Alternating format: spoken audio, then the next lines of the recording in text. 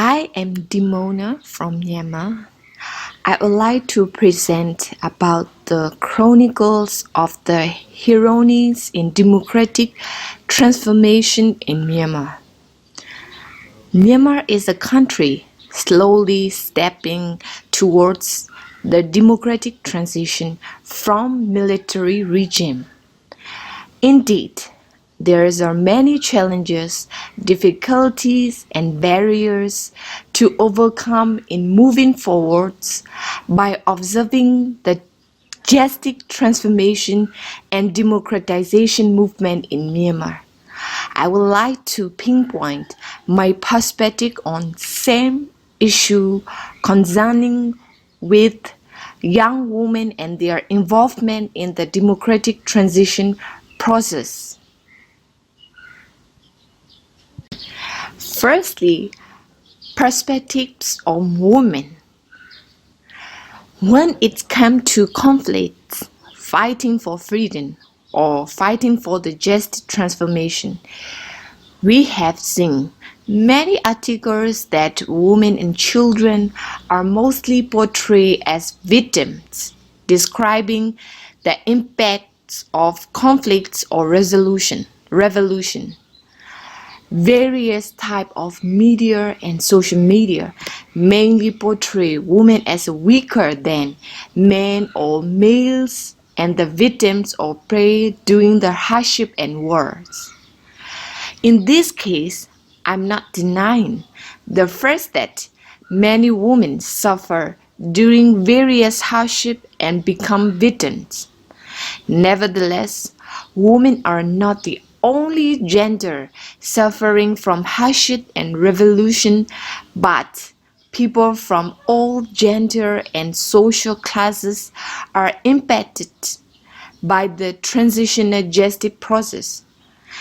A report in Myanmar provides the fact that woman is a spoken person.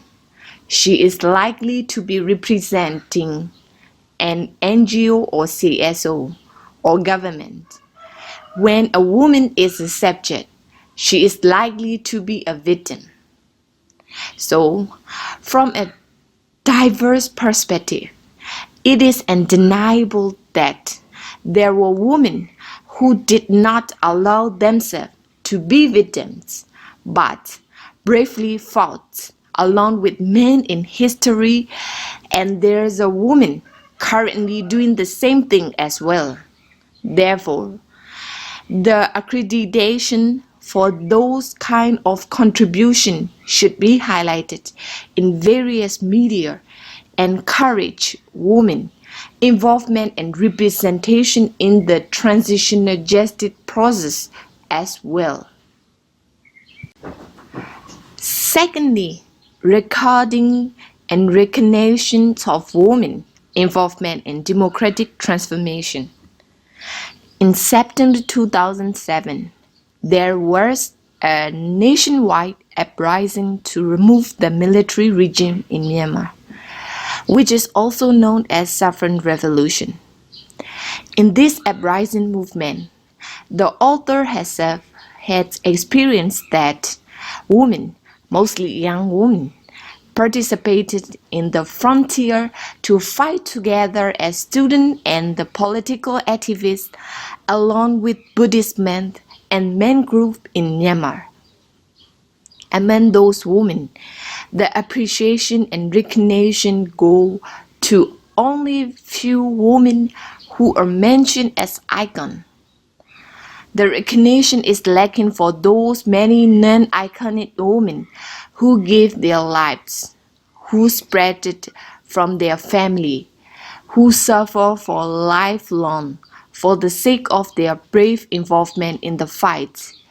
We stay all an honor to those women, at least to recognize and record their names.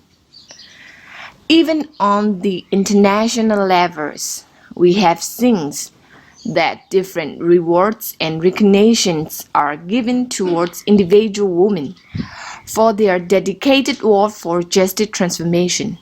However, there are still many anonymous women who are really involved in the fights or sacrifice their life for transitions of their countries, but their involvement and contribution have not even been mentioned, or their name are not recognized by any organization. And I believe that many among these hidden heroes who are not mentioned include not only women, but also men, and they deserve to be recognized for their sacrificial acts. There's an incident that women are recorded, recognized, and rewarded for their sacrifice in Myanmar. Yet, those events are still very few. We need to give appreciation to those women of all ages who are involved in transitional justice and democratization of the country. It is extremely important to include those women who are anonymously fought for social justice in honor at the same level as women who were put in jail or who were forced to exile to other countries.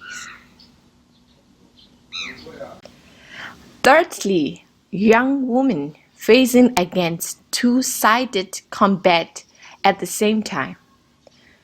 Apart from challenges of women to be able to involve themselves in the fight for democratic transformation, it is also very challenging for them to be able to voice out freely, freedom of expression, and to involve in leadership role for the changes of the country.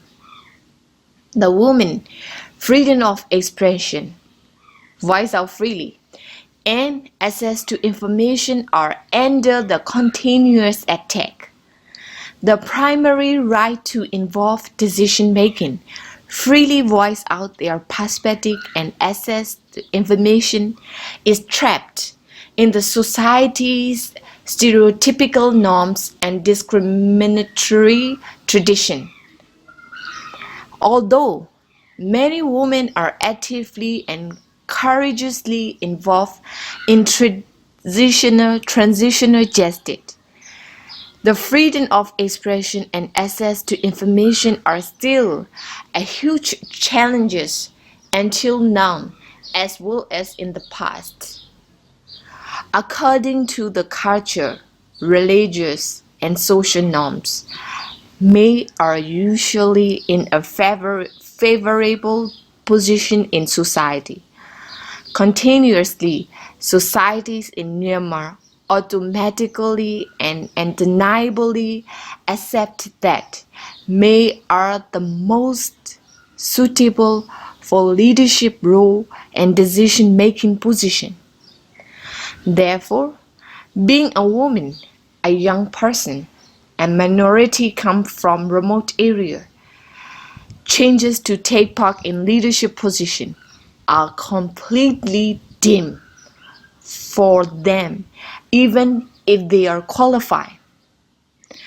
As much as they are in position of fighting against a combat to democratization movement, they are also fighting against the cultural norms for the leadership position. In conclusion, the Gwnagju May 18, 1980 uprising was a very important step for the Republic of South Korea democratic journey, and it is the day to honor the unsung or hidden hero in the revolution assigned by the government. Hopefully, May 18 spirit will inspire Myanmar to honor those who were part of the revolution, transitional justice, and democratization journey in Myanmar. The author would like to conclude this article by hoping that this article will inspire the documentation and honoring of women of all ages who fought for the transitional justice and democratization process, as well as those still fighting for the remaining journey. Thank you so much.